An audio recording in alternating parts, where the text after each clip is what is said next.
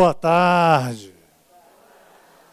Boa tarde aos nossos amigos da TV Ibis, espalhados aí mundo afora, aos nossos amigos, né, de outras praças, de outras cidades que estão acompanhando aqui essa festa do Espírito, que tanta luz traz para os nossos corações.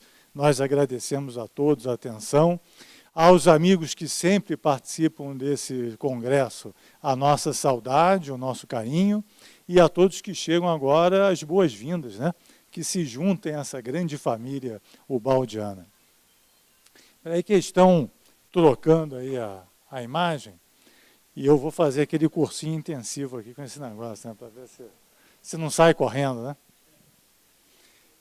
Eu queria dedicar essa palestra, além do nosso padrinho novo ali, né, o nosso Ferdinando, o nosso Maurício Crispim, né, que infelizmente não pôde estar conosco aqui dessa oportunidade, mas eu queria que ele fosse lembrado, agradecer a ele a presença da TV Ibis e dar uma salva de palmas, né?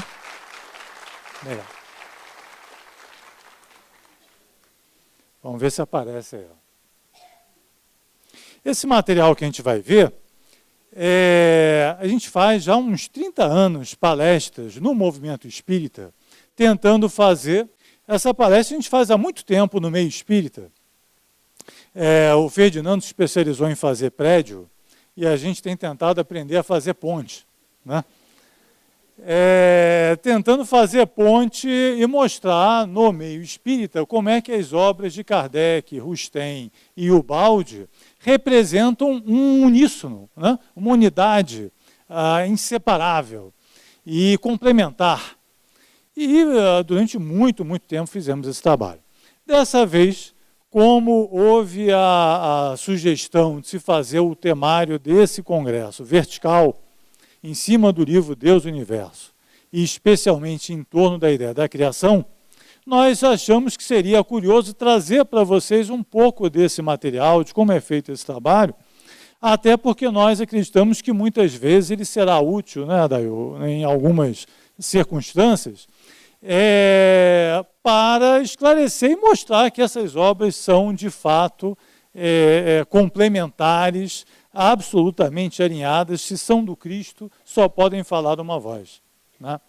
Então, as aparentes contradições estão sempre na superfície e uma leitura mais atenta dirime, né, qualquer dúvida e esclarece qualquer objeção.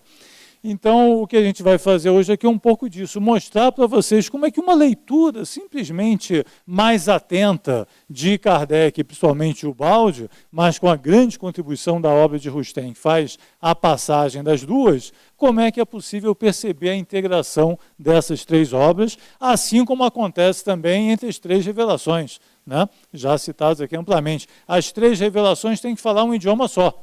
Se o Cristo é o governador planetário, elas não podem se contradizer.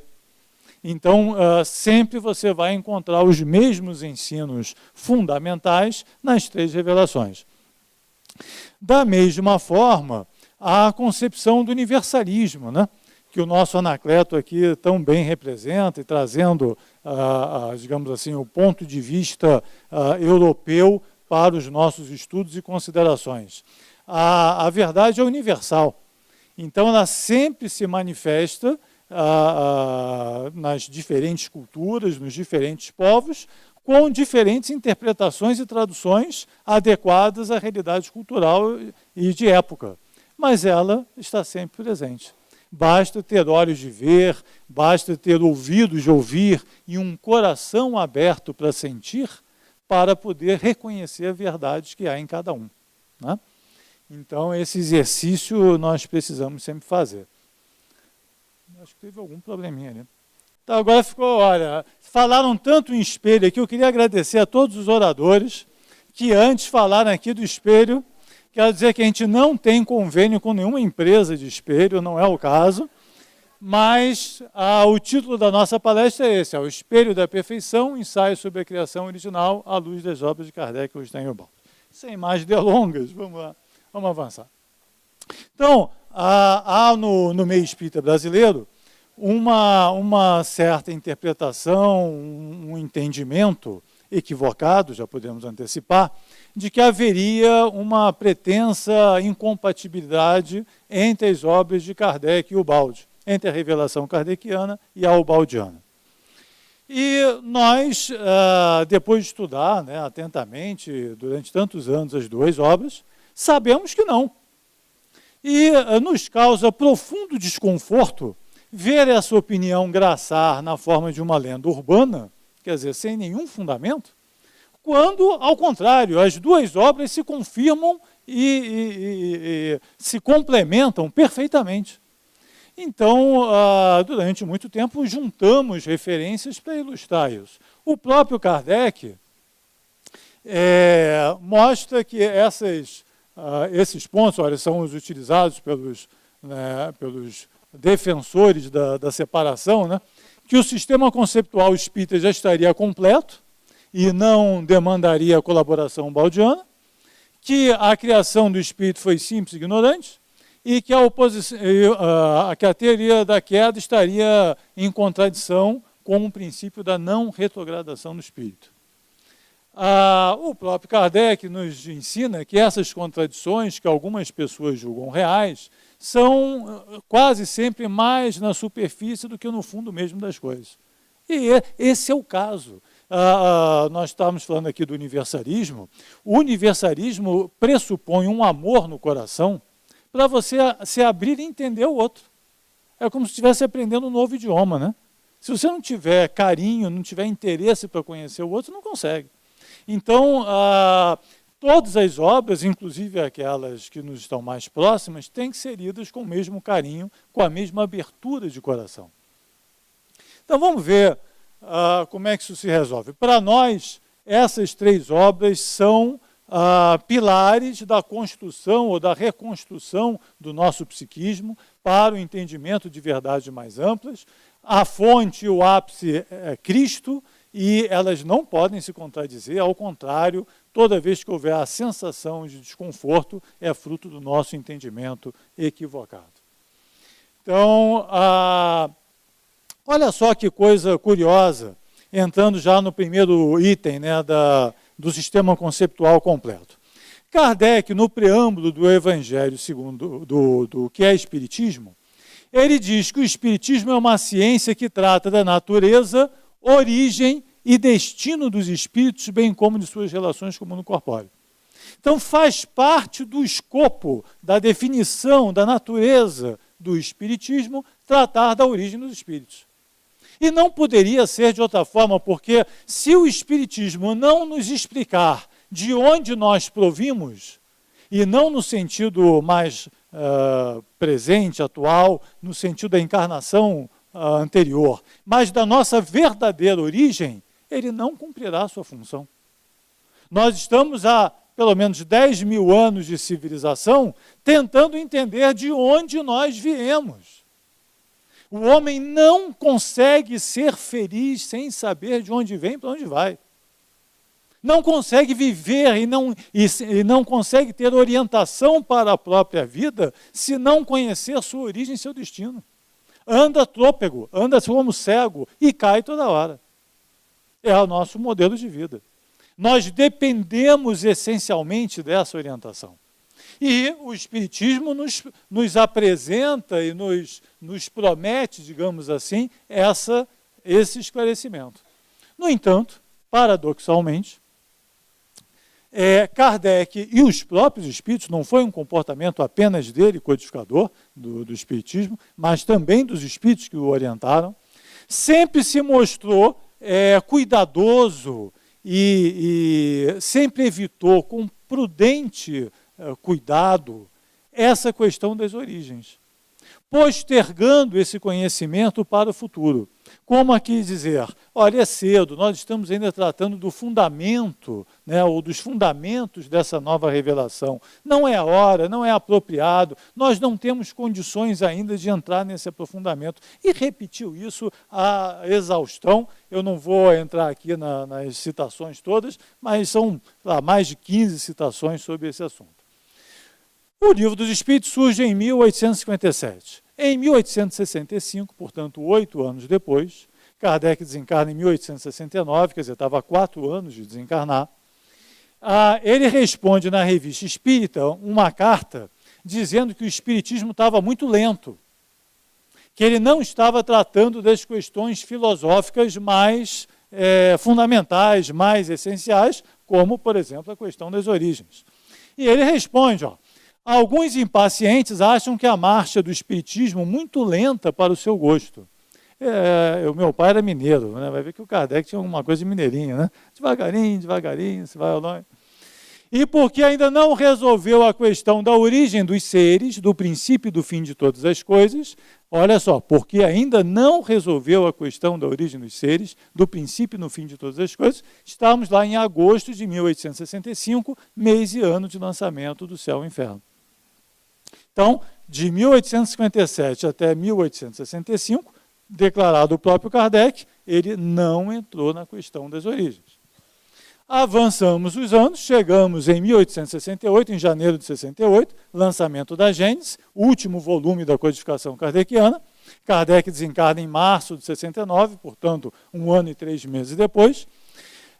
Ele trata da questão da Gênese, tratando muito mais da Gênese física, material do universo, e da Gênese planetária. No capítulo 6, Uranografia Geral, que é baseado principalmente numa mensagem de Galileu, assinada por Camille Flammarion. E, ao longo dessa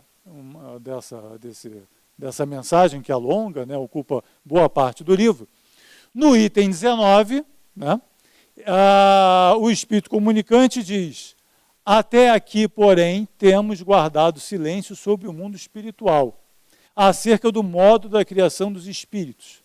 Entretanto, não posso ministrar mais do que um ensino muito restrito. Então, veja que já estava lá em 1868, faltava 1 ano e 3 meses para a desencarnação de Kardec. Os próximos 2 slides que eu vou apresentar têm tudo, 100%, o que esse espírito e, portanto, a obra de Kardec traz sobre a origem dos espíritos. E ele não trata do assunto. Não há sofisma, não há argumento, não há nada que possa alterar essa realidade. Ele não teve a chance de se aprofundar no assunto e não quis entrar no assunto. Olha o que ele diz. Aos que desejem religiosamente conhecer e se mostrem humildes perante Deus, direi, rogando-lhes, todavia, que nenhum sistema prematuro baseie nas minhas palavras, o seguinte: o Espírito falando sobre a criação original. O Espírito não chega a receber a iluminação divina que lhe dá, simultaneamente com o livre-arbítrio e a consciência, a noção de seus altos destinos, sem haver passado pela série divinamente fatal dos seres inferiores, entre os quais se elabora lentamente a obra da sua individualização. Ele aqui está falando da evolução. Está falando do átomo arcanjo, né, que o Afonso acabou de mostrar aqui. Não está falando da origem do Espírito. E acrescenta e completa: de novo peço, não construais sobre as minhas palavras os vossos raciocínios tão tristemente célebres na história da metafísica. Eu preferiria 1000 vezes calar-me sobre tão elevadas questões, tão acima das nossas meditações ordinárias, a vos expor a desnaturar o sentido do meu ensino e a vos lançar, por culpa minha, nos inextricáveis dédalos do deísmo ou do fatalismo. E termina aí. E acabou. Esses 2 parágrafos constituem tudo o que existe na codificação kardeciana sobre a origem do espírito, o que significa nada.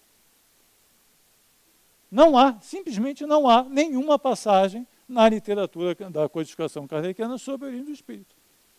E, no entanto, ele coloca como objetivo da doutrina tratar da origem dos espíritos. Ou seja, só podia ser uma promessa para o futuro. Não era momento, não era ocasião, não havia ainda a teoria da relatividade, não havia o balde, não havia nada, né? Não havia momento, conhecimento, referência para poder entrar nesse assunto.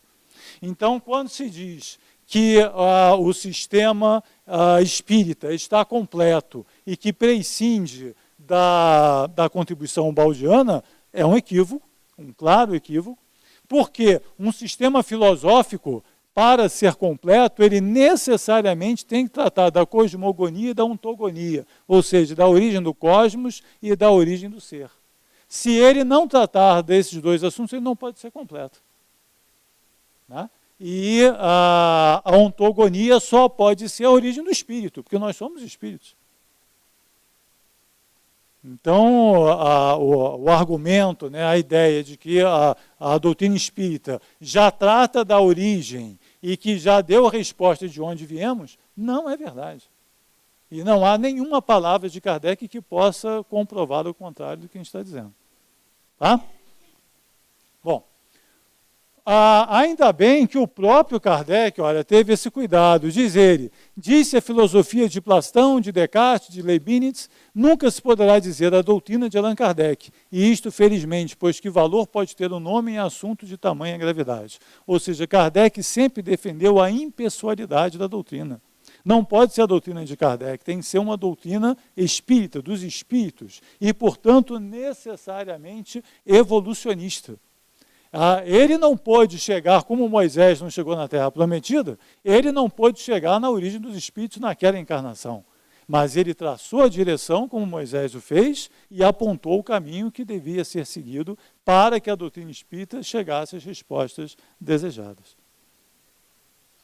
A outra questão é a tal da simplicidade e ignorância, que foi amplamente aqui discutida, né? Todos os oradores anteriores, de alguma forma, né, citaram. A citação principal de Kardec sobre esse tema está aí no quadro, a questão 115 do Livro dos Espíritos, que revela que nós fomos criados simples e ignorantes. E eu posso dizer a vocês, se vocês procurarem na Codificação Espírita e na Revista Espírita, vocês vão encontrar mais de 20 citações diferentes, com outras palavras, né, mas com essa mesma ideia de que nós fomos criados simples e ignorantes. Então, quando um companheiro nosso, um irmão nosso, né, estudioso de Kardec, nos afirma na veemência, né, da sua certeza de que Kardec ensina que nós fomos criados simples e ignorantes, eu tenho que concordar com ele. É verdade, Kardec ensina que nós fomos criados simples e ignorantes. E uma vez lá na casa, um irmão nosso que faz estudo, né, ele disse assim, eu me sirvo dessa solução porque ela é mais simples. E realmente ela se popularizou muito pela simplicidade da ideia, né, de uma infância do espírito, simples, ignorante e tal. Essa ideia teve grande acolhimento devido à sua simplicidade. No entanto, também com Kardec, sem inferir nada do que ele ensina, eu posso dizer, não é bem assim. Vamos ver? Olha só o que Kardec diz, ora, em janeiro de 1866, na Revista Espírita. Sem se deter nos diversos sistemas relativos à natureza íntima e à origem da alma, o Espiritismo a considera na espécie humana. Vou repetir. Sem se deter nos diversos sistemas relativos à natureza íntima e à origem da alma, o Espiritismo a considera na espécie humana, como se abstraísse, abrisse mão provisória e temporariamente do que houve antes, para só começar o estudo a partir da condição humana. Como se fosse um recorte didático. Vamos ver outra citação? Opa, puxa, estava indo bem, né? Olha aqui, ó. Em janeiro de 1868, lá na Gênese, né? No volume A Gênese, no item 23.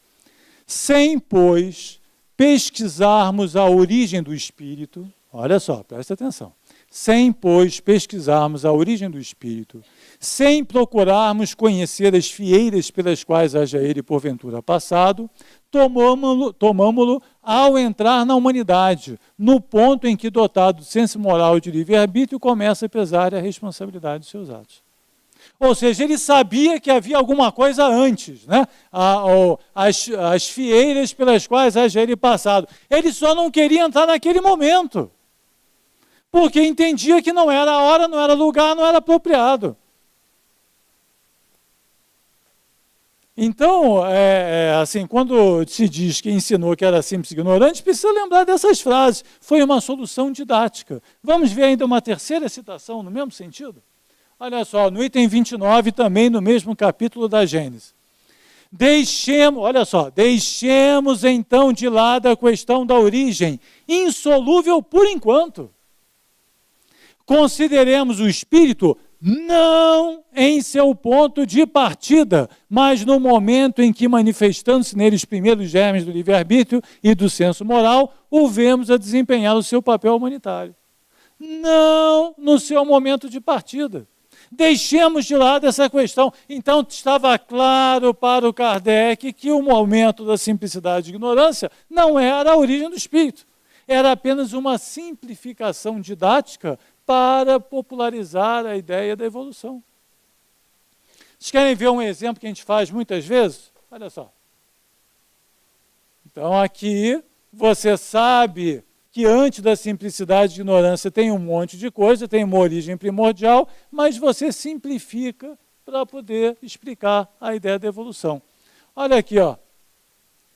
A criança pergunta, mamãe, de onde vêm os bebês? Né? A mãe responde, minha filha, da barriguinha da mãe. Está mentindo? Não, não vem da barriguinha. Quem acha, quem discorda que vem da barriguinha, levanta a mão. Né? Mas é uma simplificação didática para depois poder explicar mais. Kardec não era educador, não era mestre, não era pedagogo. Tem alguma objeção dele fazer um recorte didático para explicar uma ideia? Agora, se a criança crescer e passar o resto da vida entendendo que a criança vem da barriguinha da mãe, tem uma coisa errada, né? Está claro? Entenderam o que é a tal da simplicidade e ignorância? Só que aí se popularizou a ideia e se esqueceu a explicação. A razão da simplificação da ideia. E eu não estou citando nenhuma obra que não seja o próprio Kardec. Até agora eu não fiz outra coisa senão citar Kardec. E outra coisa, se Deus criou todos os espíritos simples e ignorantes, o que fazer então dos outros reinos? Será o espiritismo criacionista? Olha só, aqui nos leva. Quer dizer, essa aparente simplificação desnatura a doutrina espírita inteira, porque a doutrina espírita é evolucionista desde a sua primeira hora. Né? Lembra aqui a questão 540, que foi desenvolvida amplamente pelo Afonso aqui na palestra anterior. Questão 607A do Livro dos Espíritos, que eu já vou citar aqui, que descreve a evolução. Passando pelos reinos. Então chega aqui uma pessoa de fora, né, um anacleto que não tem conhecimento da doutrina. Chega aqui, me fala sobre a doutrina espírita. Aí você diz assim, nós fomos criados simples e ignorantes. Ele vai voltar para a terra dele dizendo assim, eles são criacionistas. Né? Acredito em Adão e Eva, essa coisa toda.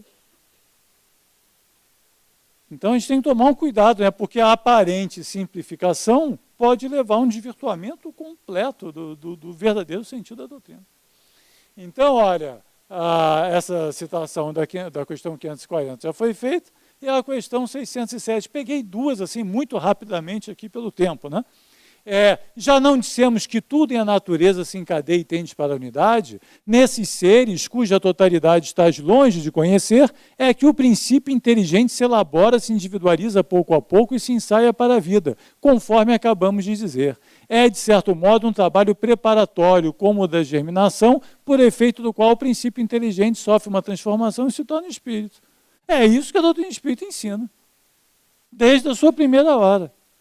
Como é que eu vou dizer que fomos criados simples e ignorantes? Esclarecido esse ponto, podemos passar também rapidamente para a obra de Rustem, que confirma, olha só como é que ela faz a transição. Observai como tudo se encadeia na imensa natureza que o Senhor vos faz descortinar. Passando sucessivamente por todos os reinos e por aquelas espécies intermediárias, o espírito, mediante um desenvolvimento gradual e contínuo, ascende da condição de essência espiritual originária de espírito formado, à vida consciente, livre e responsável, à condição de homem. São elos preciosos que tudo ligam. Está aí, a ideia da evolução perfeitamente descrita. Da mesma forma, quando se vos falou do espírito no estado de infância, no estado, por conseguinte, de ignorância e de inocência, questão 190, quando se vos disse que o espírito era criado simples e ignorante, questão 115, tratava-se, está bem visto, da fase de preparação do espírito para entrar na humanidade. Essa explicação com essa clareza não tinha lá na codificação kardeciana. For inconsequente, então, dar esclarecimento sobre a origem do espírito. Notai que ela foi deixada na obscuridade. Ainda hoje, 1866, seria cedo para desenvolver esse ponto. Só veio a ser desenvolvido em 1951, quase um século depois. Tá? Então, quando alguém disser assim para vocês lá fora, o Espiritismo diz que nós fomos criados simples e ignorantes. Correto. Então as obras de Kardec e Ubaldo se contradizem. Errado. E vocês já sabem que tem na própria codificação kardeciana todo o esclarecimento necessário sobre esse ponto. A questão, aqui o Ubaldo, né? Nas formas de vida, o psiquismo se revela e se exprime. Tudo isso constitui um esforço, uma ascensão dolorosa, do protozoário ao homem, sempre subindo até os mais altos cimos do psiquismo, onde se realiza a gênese do espírito, obra maravilhosa e progressiva em que a divindade, princípio infinito, está sempre presente num ato constante de criação. Criação no sentido de transformação contínua, né? A questão da retrogradação é mais fácil ainda. Quem está vendo o trem aí andar para frente? Levanta a mão. Quem está vendo para trás? Agora inverte o pensamento. Se você está... Ele muda. Ó. Bacana, né? E tem gente que fica discutindo as coisas. Olha aí como é que... Tudo é relativo. Aí você vai sair daqui. Eu vi o trem andar para frente. E o outro, eu vi o trem andar para trás, e vão sair brigando daqui, ó. Perceberam como é que as controvérsias são todas pontos de vista? Mas nesse ponto da retrogradação é fácil, ó. As três obras ensinam exatamente a mesma coisa, não tem nem para onde fugir. Está claro, não precisa nem gastar um minuto nisso. Então, tanto a obra de Kardec trata da queda planetária, a obra de Rustem trata da queda de Adão, a obra de Ubaldo trata da queda dos anjos, da queda original, e todas ensinam a mesma coisa, que o espírito e a evolução não retrograda. O nosso Maurício Crispim, já aqui citado, no último congresso Rustem, fez uma brilhante palestra sobre os ciclos evolutivos, mostrando como é que funciona essa questão da não retrogradação. Mas vamos lá. Feitos esses esclarecimentos, ainda resta um tempinho para a gente mostrar onde é que essas três obras combinam, né? Quer dizer, como é que elas ensinam, como é que as obras de Kardec e Rustem foram degraus para se chegar à obra de Ubaldi. Então, separei 3 pontos muito rápidos aqui, só para uma provocação criativa para quando vocês chegarem em casa e lá folhear os livros, para poder, então, entender essas questões com mais calma. A primeira da criação original. Nas questões 85 e 86 do Livro dos Espíritos. E no resumo da doutrina espírita, logo na introdução, Kardec e os Espíritos nos ensinam que a criação primeira foi toda espiritual. E que o mundo material, que é o mundo da matéria, que é o mundo da evolução, poderia nunca ter existido, ou mesmo deixar de existir, sem com isso comprometer o mundo primitivo, espiritual, original, que pré-existe e sobrevive a tudo. Antes que a matéria existisse, antes que o universo existisse, antes que a evolução existisse, havia um mundo totalmente espiritual. É isso que a doutrina espírita nos ensina. E um dia toda a evolução vai acabar, a matéria vai acabar, todo o universo vai desaparecer e esse mundo continuará a existir. Nós somos espíritos, nós somos cidadãos de uma sociedade totalmente espiritual. A nossa passagem pela matéria é precária e provisória. É isso que a doutrina espírita nos ensina. Sendo Deus o princípio de todas as coisas, sendo todo sabedoria, todo bondade, toda justiça, tudo que dele procede há de participar dos seus atributos. E aí vem a tal questão da imagem e semelhança, né? Aqui traduzida de outra forma. Se todo efeito inteligente tem causa inteligente, eu também posso dizer que toda causa inteligente tem efeito inteligente, ou não? Não é verdade?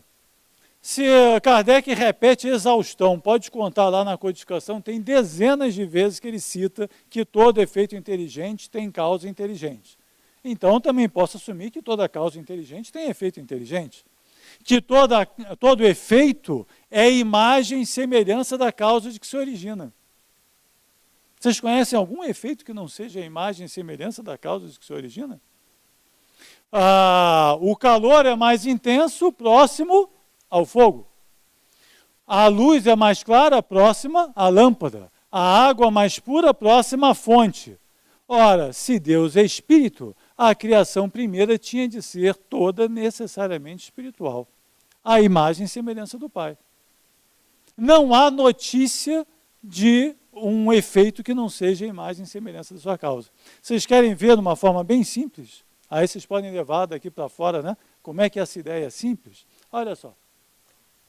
Testa aqui comigo. Filho de cachorro é? Mais alto, gente. O pessoal da TV Ibis tem que ouvir, né? Vamos lá, vamos ensaiar. Filho de cachorro é? Cachorrinho, né? Filho de leão é? Filho de urso é? Filho de pato é? Em algum desses casos, o efeito não foi a imagem e semelhança da causa? É difícil essa ideia? Poxa! Hã? Olha quem disse isso, ó. Olha aí, ó. Entendeu agora? Não fica simples e fácil essa ideia da imagem e semelhança? Como é que a doutrina espírita poderia contradizer uma coisa dessa? Cadê o bom senso? Está aí, ó. Simples, não é isso que Jesus nos ensina? Então, se todo efeito é imagem e semelhança da sua causa, a criação primeira só poderia ser o espelho da perfeição. Daí o título da nossa palestra. Cristo é o espelho da perfeição, não no sentido único, exclusivista. Toda a criação é o espelho da perfeição, porque a criação é o espelho, a imagem e semelhança da perfeição do Criador. Não está fácil isso? E até agora só citei Kardec, vocês perceberam isso? Não citei outra obra. Só alguns parênteses, né? Para o Stein e o Bob. Então, vamos desenhar. Desenhando eu tenho uma criação original, um mundo espiritual pré-existente ou material, um mundo material que poderia nunca ter existido ou mesmo deixar de existir, e a evolução do átomo ao arcanjo fazendo a ponte das duas coisas. Esse lado aqui, por enquanto, é uma incógnita, né? Não foi citado ainda. Eu só tenho esses três elementos aqui, dispostos. A outra questão é a natureza da matéria. Olha só, a tal da unidade da substância, que é tão presente na obra baldiana, foi sendo entendida e revelada aos poucos na codificação kardeciana e na obra de Rustem, na explicação dos evangelhos. Na questão 33 do Livro dos Espíritos, Kardec pergunta: a mesma matéria elementar é suscetível de experimentar todas as modificações e de adquirir todas as propriedades? Sim, e é isso que se deve entender quando dizemos que tudo está em tudo. A resposta é muito melhor que a pergunta, né? A pergunta ainda estava pensando na matéria, mas a resposta é muito melhor e muito mais abrangente. Quando chega no Livro dos Médiuns, Kardec já avançou nesse ponto. Ó. O fluido universal, já não está falando mais numa matéria, né, mas num elemento intangível, imaterial. Será ao mesmo tempo elemento universal? Sim, é o princípio elementar de todas as coisas. Mas ele podia ainda estar pensando em coisas materiais, né? Na obra de Rustem, eles explicam que não, que o fluido universal, que emana de Deus e o toca de perto, o Austo, criador, né, lá da Evolução em Dois Mundos, do André Luiz, constitui um instrumento e um meio pelos quais ele, o Criador, opera todas as criações, assim de ordem espiritual, de ordem material, como de ordem fluídica ou energética. Aqui você está quase em Ubaldi, né? Ou seja, todas as criações espirituais, energéticas e materiais, tudo o que existe, qualquer que seja o estado da substância, provém desse fluido, dessa substância original, dessa substância divina. Aí você tem a equação da substância de Ubaldi, que fica com muito mais fácil compreensão com os estágios da substância, da água, né? Quem não estudou no colégio? Gelo, água, vapor, né? É a mesma substância em estados diferentes. A substância divina também é assim, ó. Ela pode ser na forma de matéria, energia e espírito, mas é sempre a mesma, apenas num estado diferente e num nível de consciência diferente. Assim fica fácil entender como é que matéria, energia e espírito são a mesma coisa. Né? Não acendeu a luzinha ainda não, né? Então tá bom. Então, agora tem um problema. Eu também vou passar muito rapidamente. Tem dezenas de citações na literatura espírita em que se associa matéria à impureza. Né? Matéria à impureza. Se para evoluir tem que se livrar das impurezas da matéria. No capítulo 23 lá do Emmanuel, ele diz que a matéria e espírito são uma mesma substância, mas que a matéria representa o aspecto negativo e o espírito o aspecto positivo, né, dessa substância. Então, há diversas associações da matéria com impureza. Ora, como poderia provir de Deus algo impuro? E tem mais, ó. Na mensagem, por exemplo, do Cura Das, no Evangelho segundo o Espiritismo, ele nos diz assim, que minha alma se eleve ao teu seio, Senhor, com a brancura que possuía quando a criaste. Por que a alma dele perdeu a brancura? Foi só a dele que perdeu a brancura? A nossa não é uma alma moreninha? Na obra dos 4 Evangelhos, esse ensino é mais claro. Ó. O Senhor tudo criou puro. Claro, de Deus, toda pureza só poderia vir uma criação pura. O Pai ressuscita o Espírito que ele criara puro. Olha Paulo de Tarso aí, né? O salário do pecado é a morte. Né? Então, a evolução é um processo de ressurreição. É um processo de despertamento. É um processo de purificação. Nós somos todos filhos pródigos, estamos todos nesse processo. Nós estamos despertando de uma apatia do espírito, uma espécie de uma amnésia. Você já percebeu que coisas tem, que coisa louca, insana, você ter que ser apresentado a outra pessoa? É um irmão seu, filho de Deus, e você não o reconhece. Já pensou que coisa triste? Não parece coisa de maluquinho? Né? 2 maluquinhos conversando.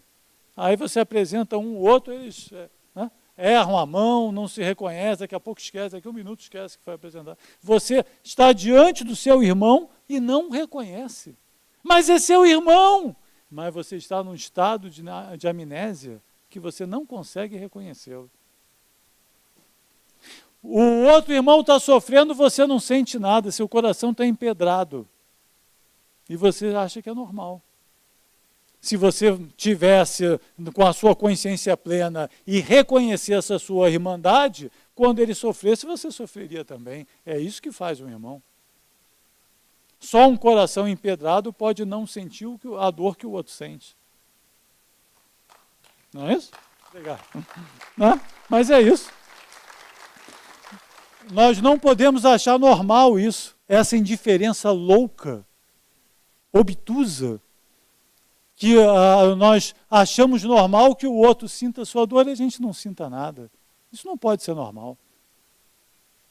Então, olha, eu já posso acrescentar mais uma palavrinha aqui no nosso quadro. Ó. A criação original era o território da pureza e esse mundo material é o território da matéria e da impureza. E o terceiro e último aspecto é de que nós já fomos mais conscientes do que somos hoje. O que tem tudo a ver com o que eu acabei de mostrar e dizer. Olha aí o que ensina a questão 621 do Livro dos Espíritos. Onde está escrita a lei de Deus? Resposta, na consciência. Visto que o homem traz em sua consciência a lei de Deus, que necessidade havia de lhe ser ela revelada? Ele a esquecera e desprezara. Quis então que Deus lhe fosse lembrado. Esqueceu porque desprezou. aquilo que você não usa acaba, né, pelo seu desuso, ficando para trás. Olha só o ensino ainda mais direto dessa mesma ideia. A ignorância é filha do orgulho. Isso é uma espada colocada no orgulho humano, né? Você é ignorante porque é orgulhoso. Tornou-se ignorante como fruto do orgulho.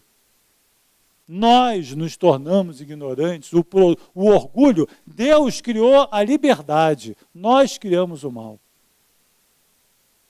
Deus criou a liberdade, nós criamos o mal. Nós criamos o nosso orgulho e somos filhos dele. Somos filhos da perdição porque somos filhos do orgulho. E nos refestelamos nele. A Madre Teresa d'Ávila tinha uma frase que eu sempre repito, que eu achei maravilhosa. Ela diz que o orgulho é como se fosse um veneno que incha.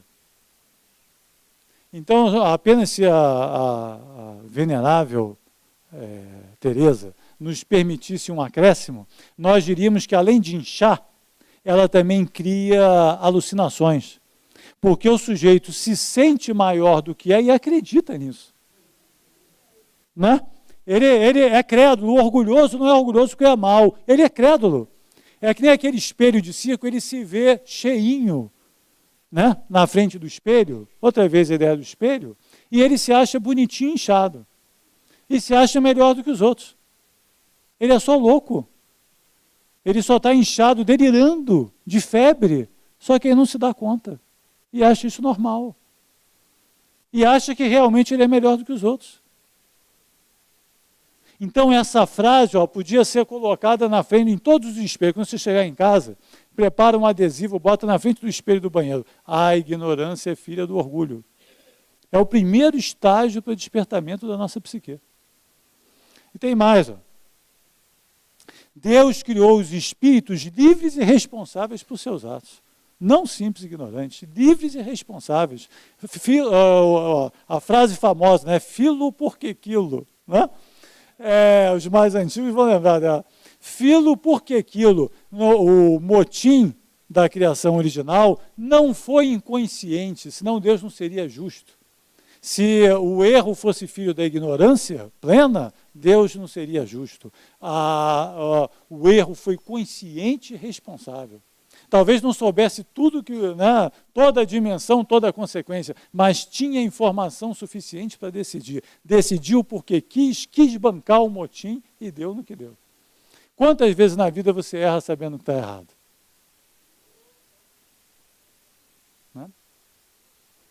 Bom. Então, olha, posso acrescentar aqui diversas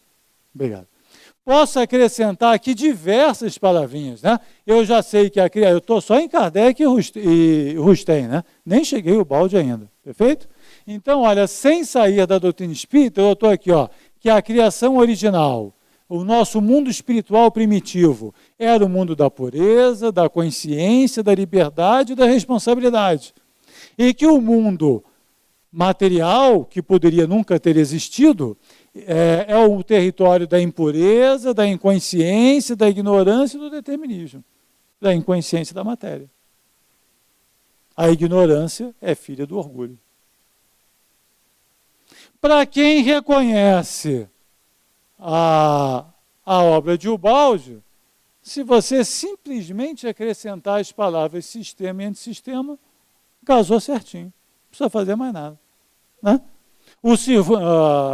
Aqui no Brasil a gente diz assim, formou. Né? Formou.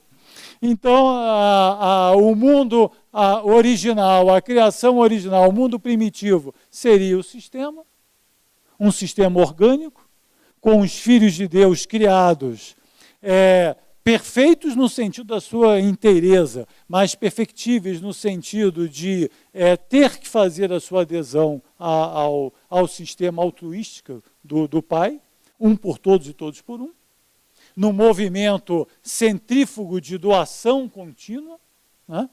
E, de repente, uma parte desses espíritos decide fazer um movimento centrípeto, ou seja, autocentrado. O todo a serviço do eu, e não o eu a serviço do todo. O egoísmo é consequência do orgulho. A primeira manifestação foi do orgulho. Eu sou o maior. Né? Eu quero ter um papel maior do que aquele que me foi atribuído. Eu quero ser o centro. Eu quero ser o chefe. A nossa grande falha foi em torno do poder. Não é à toa que nós enfrentamos todos. Se assim, quer conhecer alguém, dá um pingo de poder para ele. É absoluta verdade. É absoluta verdade. Você quer conhecer o caráter de alguém, dá alguma tarefazinha, liderar o jogo de baralho. Você vai ver já como é que é um pouco dessa pessoa. Ela se transforma. É Dr. Jekyll e Mr. Hyde. Né? Ela se transforma. Ganhou poder, ela começa a revelar a sua origem. Então, nós nos tornamos o que nos tornamos, quem deu origem ao universo material fomos nós, através da queda. Esse pensamento autocentrado começou a perder consciência, começou a se dobrar em torno de si mesmo, chegou àquilo que nós chamamos de energia. A primeira forma de energia, segundo a grande síntese, é a gravitacional. A gravidade fez com que a energia dobrasse ao redor de si mesma, ganhasse velocidade e chegasse até a condição que nós chamamos de matéria. Houve o tal do Big Bang, né, a grande explosão, e começa o processo evolutivo. Né? Então, o arcanjo só nasce do átomo porque o átomo está adormecido no arcanjo. Não na forma de quem está no objeto, adormecido numa cama. É o próprio átomo, é o próprio arcanjo. É apenas a substância vibrando de forma diversa. Né? É daí essa inteireza da unidade da substância. Átomo e arcanjo são a mesma substância, apenas vibrando em padrões e em níveis de consciência distintos. Isso precisa ficar claro. Né? Alguma dúvida aí? Está clara essa confusão toda?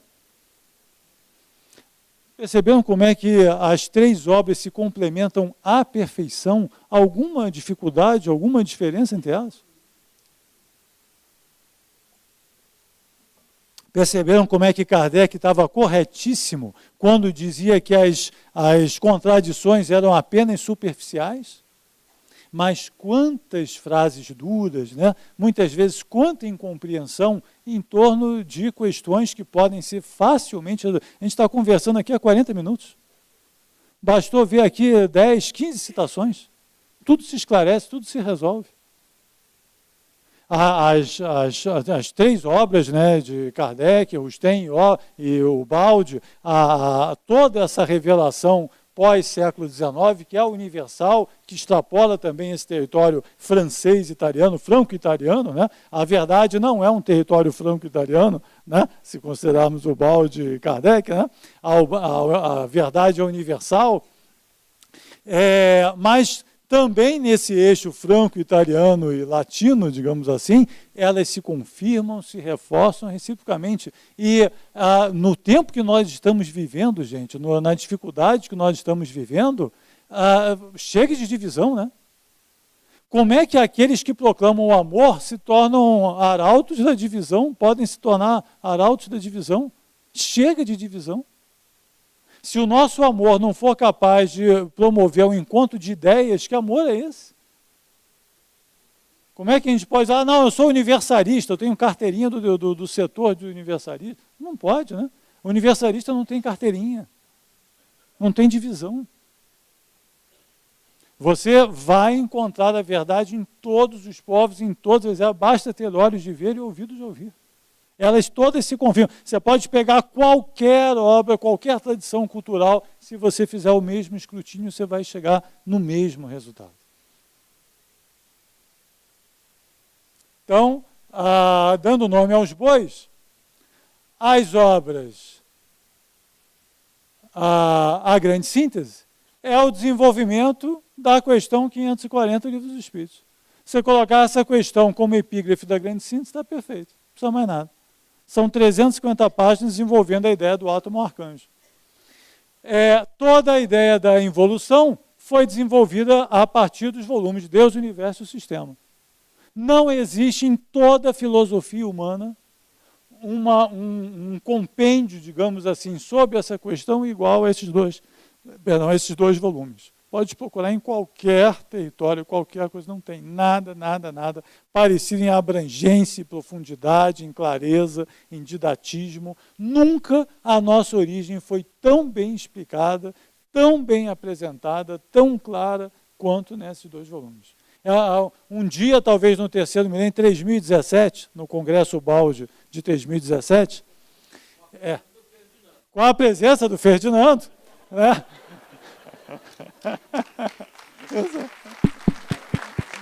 Não é?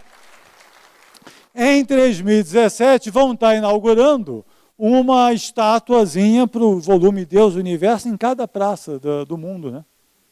Porque nunca foi tão importante para o homem entender a sua própria origem. Nunca foi tão importante para o homem resgatar a sua própria divindade. Nós estamos nos atropelando no esquecimento de nós mesmos. Estamos tropeçando nas próprias pernas. No desconhecimento do outro, estamos nos maltratando reciprocamente. E maltratando a nós mesmos. A questão da queda de Adão e a tal da simplicidade e ignorância é tratada em Rustem e em Kardec em diversas passagens, mas ela é apenas um capítulo da trajetória evolutiva, depois da condição hominal, da condição animal, quando você começa a fase hominal. Então, é apenas um capítulo, né, dentro dessa história. Bom, por que também toda essa questão? Eu acho que todos nós estamos mobilizados por todas as crises e coisas que estão acontecendo lá fora. E eu acho que, assim, espero, imagino, né, que todos vocês hão de concordar, chegou uma hora de pôr fim a todas as barreiras, a tudo que separa, a tudo que divide, a tudo que afasta, a tudo que inconcilia. O mundo está precisando desesperadamente de um pouco de amor, de um gesto de amor. Não há nada na sua argumentação que possa justificar o afastamento do seu irmão. É hora de procurar para promover o entendimento. Se você tem alguma diferença com alguém, ou como diz o Evangelho, larga o templo, vai lá e se reconcilia com ele antes.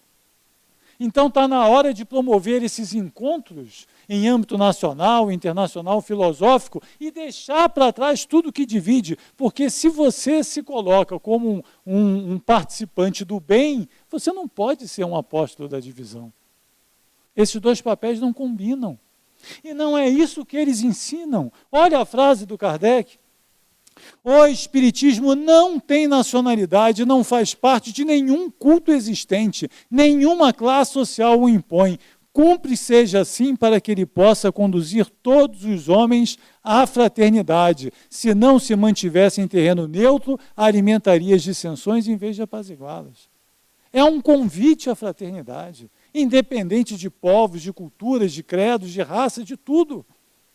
Nós estamos com fome, famintos, não apenas porque vem a hora do jantar, mas famintos de amor. Olha só essa frase aqui dos 4 evangelhos.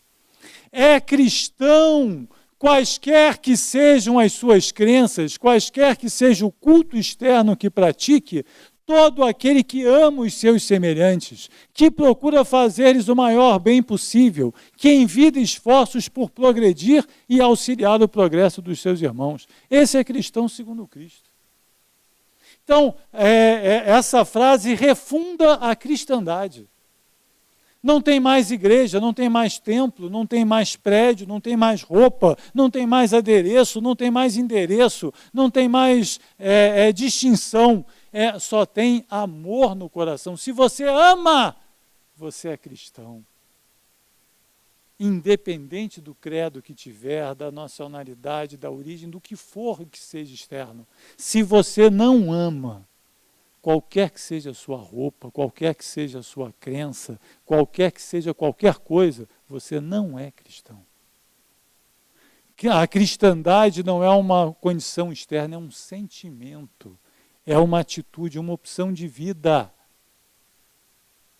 que você tem que desenvolver no seu coração e diz respeito só a você mesmo. Começa o novo cristianismo, ou voltamos nós, finalmente, ao cristianismo do Cristo. Mas não é esse o ensino do nosso grande homenageado? O estandarte é Cristo, o programa é o Evangelho, os princípios são imparcialidade e universalidade.